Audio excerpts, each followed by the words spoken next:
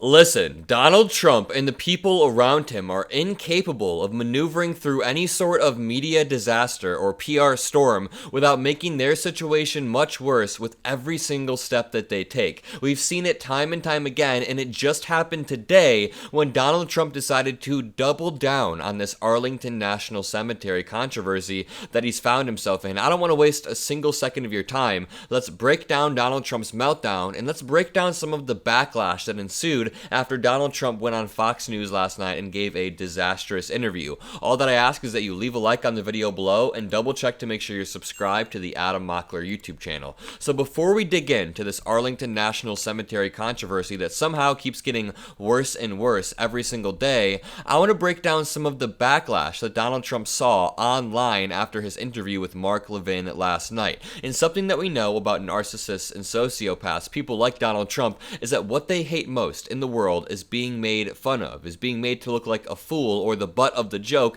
and Donald Trump does it to himself. But last night, after he went on Fox News, we saw a bunch of viral quotes of people just shredding Donald Trump. Let me play you this quick clip of Donald Trump saying he had the right to interfere with the election.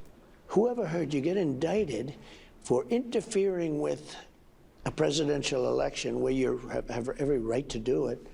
He said, "You have every right to do it." And Ted Lieu said, "Dear Donald Trump, are you seriously this stupid? Do you think President Biden has the right to interfere in the upcoming election? Do you want VP Harris to do what you tried to get former VP Mike Pence to do? Are you really this dumb? Also, interfering in elections is illegal." And this was just the tip of the iceberg. This got 20,000 likes, and this was just a few hours ago. People are absolutely shredding him. Katie Fang said, in response to Donald Trump saying that, "Criming and then confessing to the criming. That's a Trump specialty," because Trump said he had every right to do it. Donald Trump then continued to say the way Kamala Harris treated Mike Pence was horrible. But I agreed to all these things that I normally wouldn't agree to. Now they have Kamala, who they say has many deficiencies, but she's a nasty person. What? The way she treated Mike Pence was horrible. Molly Jong Fast said in response to that quote, someone said, "You thought what Kamala did was horrible. You're going to want to sit down when I tell you how his former boss treated him. It's a doozy," in reference to Donald Trump. George Conway said, "Person, woman, man, camera, Google show." I'm just saying that Donald Trump is just yapping. He can't stop yapping over and over. Mehdi Hassan said in response to Donald Trump saying this. Now, this is the United States. When it came to Hillary, you remember they subpoenaed her stuff and she bleach bit. That's where it's basically acid.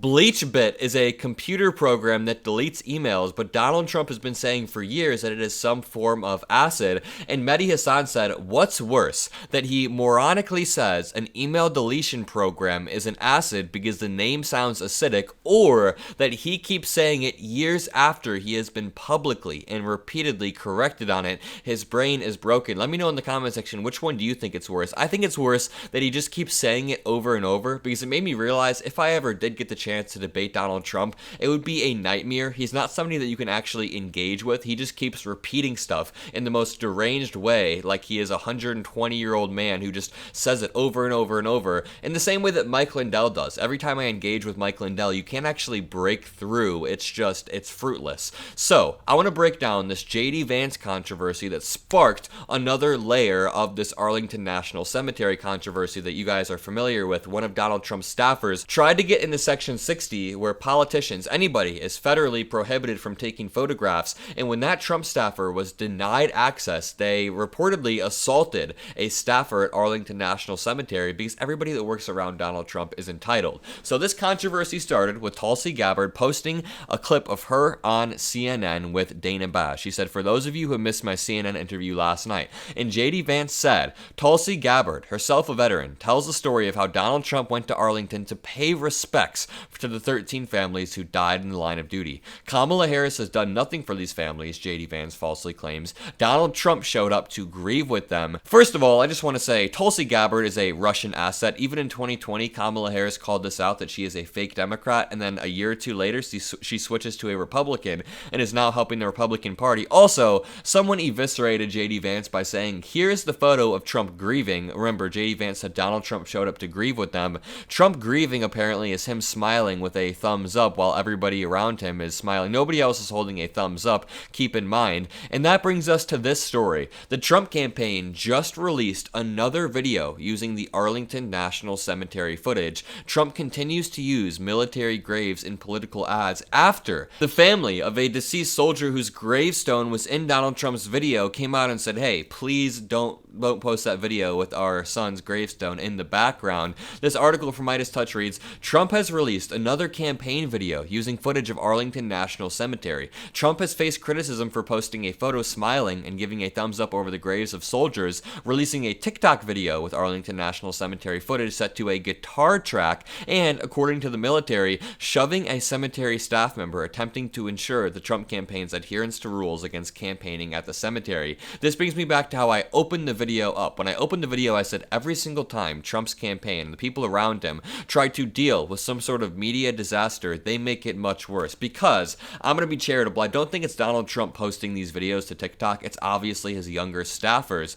And when they post these videos to TikTok of Arlington National Cemetery, that makes everything worse. Now, it is Trump posting these videos to Truth Social, and that is disgusting. Trump did post one to Truth Social. That one is absolutely disgusting. But when people post it on TikTok, it's a case of him hiring incompetent people around him. Trump's new political video has pro-Trump Gold Star parents blaming Kamala Harris for the deaths of their children during the withdrawal from Afghanistan that Trump set the timeline up. Trump is an expert at exploiting deaths and tragedy, often weaponizing them for his own political purposes. Here is a screenshot of the graves once again. Trump's video contained flyover footage of the graves and a video of Trump presenting a wreath at the tomb of the unknown soldier. Uniformed cemetery personnel also appear in Trump's political ad during the ceremony. Trump continues to defend his campaign's behavior and has now released another political ad using footage taken at Arlington National Cemetery. And this comes after Donald Trump's repeated pattern of deriding, degrading, and saying awful things about our military vets. I mean, he said it about John McCain on camera. This isn't a rumor. This isn't made up. There are videos of him saying that he likes soldiers who weren't captured, who weren't prisoners of war. And about 8 years later, he mirrors that rhetoric when he undermines the Medal of Honor and says that the Presidential Medal of Freedom is better because he's saying that these soldiers come back wounded or they don't come back in one piece. Whatever the wording he uses is obviously shows that he has a lack of respect for people who have served in our military, and that ties everything together. I mean, Donald Trump's campaign, with every single step of the way, makes their situation worse and worse, and we get to watch this train wreck unfold. And of course, Donald Trump is over here on Truth Social just melting down. He is the master of projection. He posted a Breitbart title. Breitbart is just like actually fake news. It says, note,